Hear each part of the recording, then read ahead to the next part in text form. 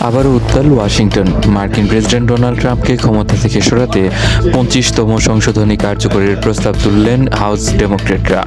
লক্ষ্য মানসিক অস্থিতিশীলতার দায়ে ট্রাম্পকে প্রেসিডেন্টের পদ থেকে অপসারণ। হাউস জুডিশিয়ারি কমিটির শীর্ষ ডেমোক্রেট জেমি রাস্কিন এই প্রস্তাব উত্থাপন করেছেন। তার সাথে যোগ দিয়েছেন আরও 50 জন ডেমোক্রেট আইন প্রণেতা। তাদের দাবি, 79 বছর বয়সী ট্রাম্প এখন অপ্রকৃতিস্থ। প্রমাণ হিসেবে তারা তুলে ধরেছেন ইরানকে দেয়া ট্রাম্পের সভ্যতা ধ্বংসের হুমকি এবং নিজেকে যীশুখ্রিস্ট হিসেবে চিত্রিত করে দেয়া তার বিতর্কিত সোশ্যাল মিডিয়া পোস্টগুলো। সংবিধানের 25তম সংশোধনী অনুযায়ী ভাইস প্রেসিডেন্ট ও মন্ত্রিসভার সংখ্যাগরিষ্ঠ সদস্য চাইলে প্রেসিডেন্টকে সরিয়ে দিতে পারেন। তবে রাস্কিনের প্রস্তাবটি আরও এক ধাপ এগিয়ে। তিনি দাবি তুলেছেন সাবেক প্রেসিডেন্ট, চিকিৎসক এবং মনোরোগ বিশেষজ্ঞদের নিয়ে একটি স্বাধীন কমিশন গঠন করতে, যারা নির্ধারণ করবে ট্রাম্প দেশ চালানোর যোগ্য কিনা।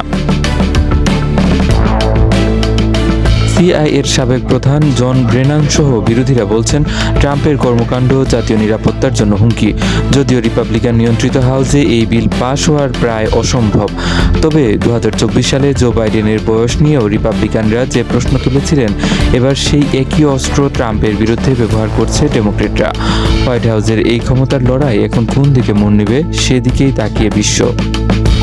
সর্বশেষ খবরের জন্য আমাদের সাথেই থাকুন।